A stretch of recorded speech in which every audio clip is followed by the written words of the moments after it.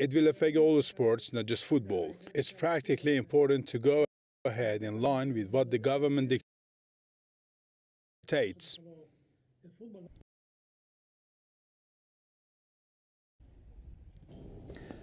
The return to group training follows a government announcement on Saturday allowing sports teams to return to activity regardless of the status of the lockdown in their own region. Meanwhile, Tebas reaffirmed that he hopes matches will start up again from the 12th of June and said he was feeling even more optimistic about being able to complete the season after the Bundesliga became the first major European league to resume action this weekend.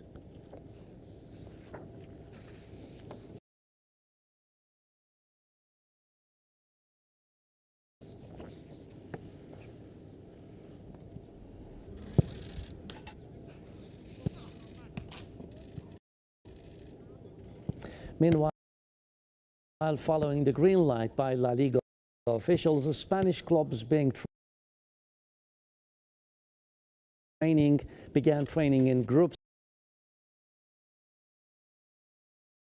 For me, thank you very much for being with us, and bye-bye.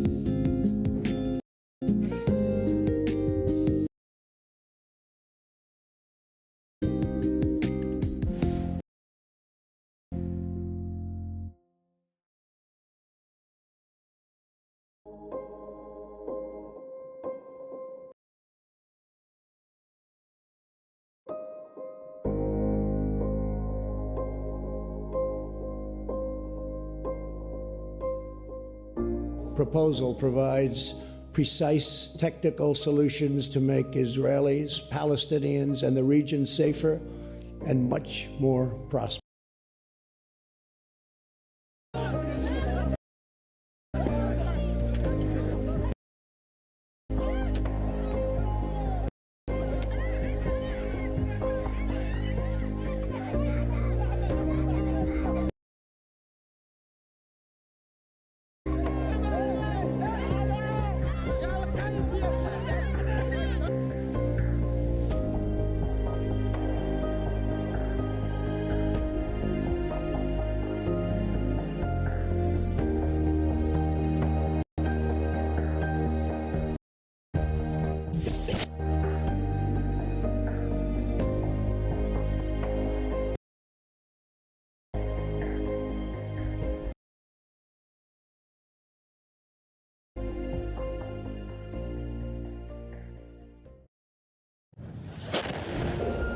Terrorists are firing mortars at us here.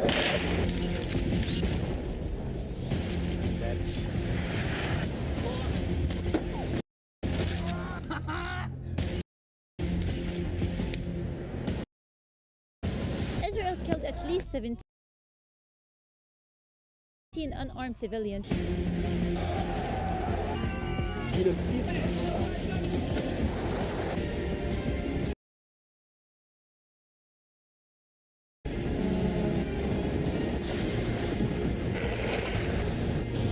Unprecedented floods. Terrorists from South Korea from North Korea. Press TV. Washington. Sana'a. Baghdad. Abuja. Damascus. Brussels, Islamabad. New York. London, Istanbul. Gaza. Kiev. Tehran.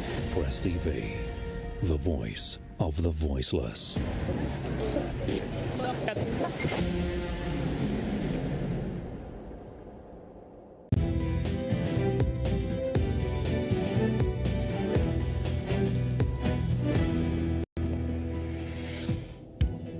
Hello everyone, it's time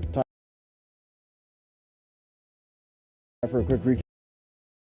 I'd like to cause some serious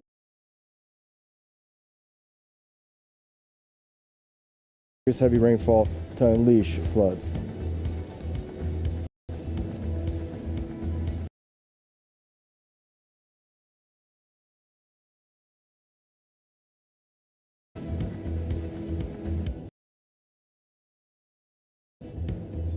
At least 8 Afghan security forces have been killed in an attack by Taliban militants in the country's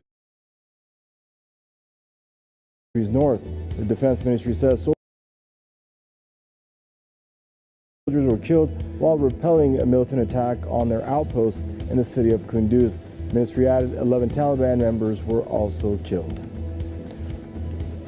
That's a quick recap for some of your top stories here at Press TV. Everyone, stay tuned and bye-bye for now.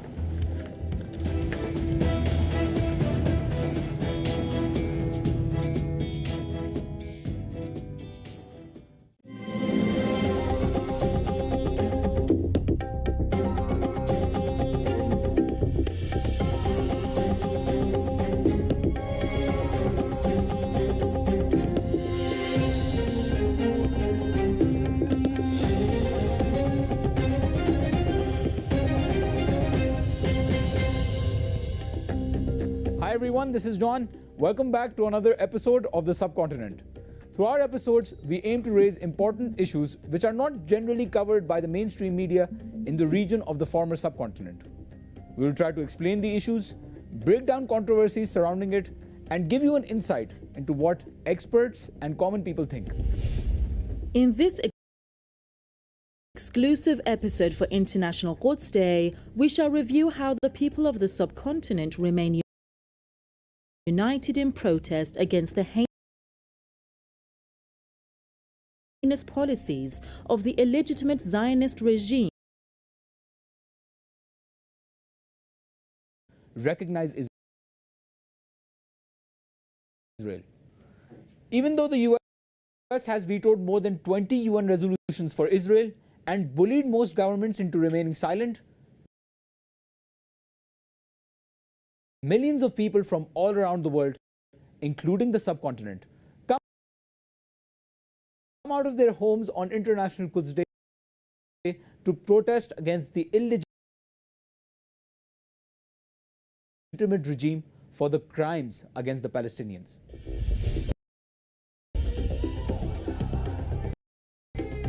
The future of Muslims and non-Muslims across the subcontinent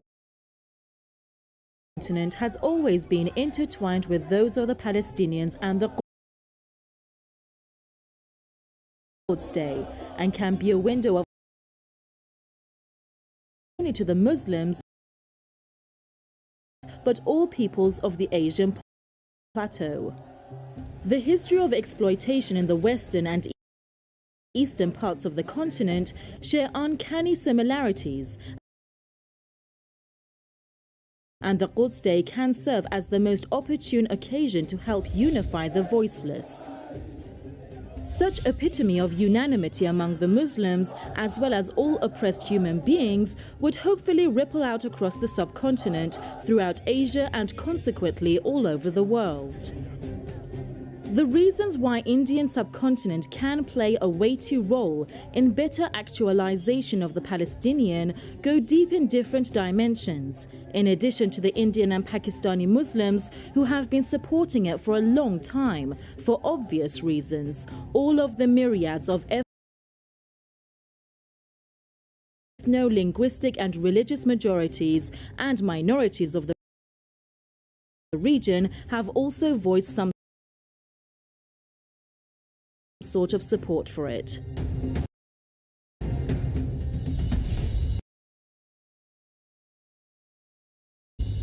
Why do millions of people all around the world, including the West, protest against the policies of the Zionist regime? The heinous crimes of Israel are not emotionally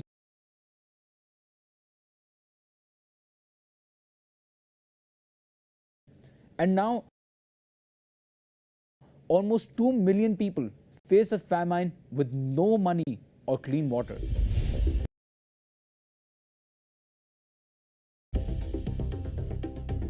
The collective and personal subcontinental unconscious of almost all the inhabitants of this vast stretch of land has for long been scarred by comparable traumas. Since the early years of the 20th century, colonial powers have been masters of the so-called divide and rule dogma to prolong their rule. The partition of Palestine to create the Zionist entity in the midst of the 20th century, which occurred just 1 year after British India was partitioned to create Pakistan, is always seen as the legacy of British imperialism in South Asia. The minds of all the residents of the Greater India can sympathize with the pains that Palestinians feel as a result of the same policy of division, which is exacerbating disarray in the Islamic community to flare up the conflicts around the globe in order to avert attention from the current issues of the Muslim world. A wider look at the recent history of imperialism can reveal how the global hegemons are abusing their divide and rule policy. Reminding us the roots and similarities in today's world problems, the Quds Day is when we become mindful and alert that Palestine can be a key factor to enable the Muslims to stand behind each other for a greater cause, a global unity. People united will never be defeated. To learn more about the International Quds Day in the subcontinent, we have with us Mr. Feroz Mithi Borwala, who is an Indian activist. Sir, welcome to the show. It's very nice having you here on this special occasion. So many believe that the Quds Day is a great unifying occasion for all those who stand up for justice across the subcontinent and the world. What do you think about that? No, that undoubtedly it is the contribution of Imam Khomeini and the people of Iran that has brought this, the Quds Day as on the last Jummah, the last Friday of Ramzan. That has been the great political contribution. And the Quds Day is building up as a movement of not only uniting Muslims across the world, but we see more and more non-Muslims also joining those marches in various parts of the world. So that reaffirmation of our commitment to Quds, to Jerusalem, is the reminder, and the fact that we are marching in the hundreds of thousands and maybe more across the world, I think it's millions, is very, very important. So at the one hand is to unify Muslims, on the other hand is those who support and in a state of war for a long time actually. So, but Quds Day again is a time of unity for ordinary Muslims to think about all these issues, for political leaders, for social leaders, even for the ulama to think about all the leaders and bring us all together for the cause of Jerusalem, for the cause of Palestine. Yes, and also the global media has also been somewhat united in terms of condemning the oppressive policies of the Zionist regime. Let's see how the global media has covered this issue, and then we can come back to the question and answer session. Indian governments during the past 2 decades have deviated from the Nehruvian national consensus on the Palestine issue towards a subservient pro-Israeli line.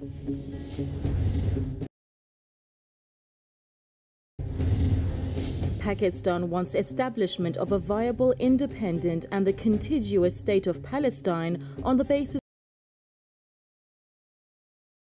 of internationally agreed parameters, the pre-1967 borders, and with Al-Quds al-Sharif, Jerusalem, as its capital.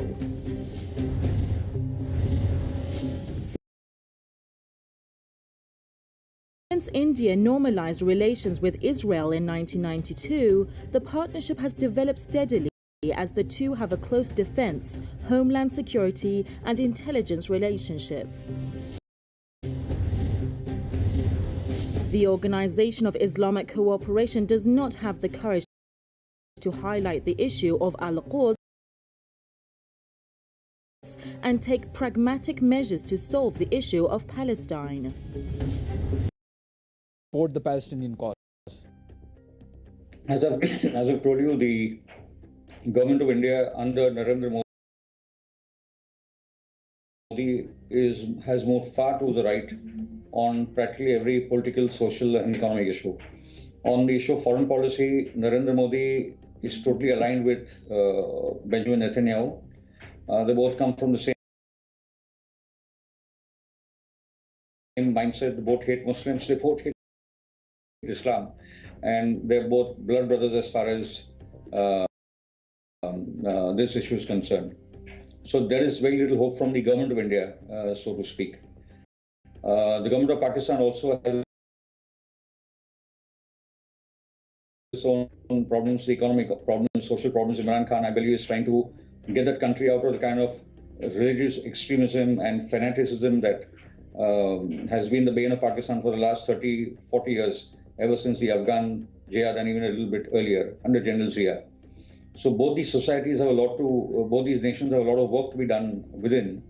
But at the same time, we need to work together to keep the imperial forces out of our countries across all of South Asia and build a unified movement for the good of the people of our countries.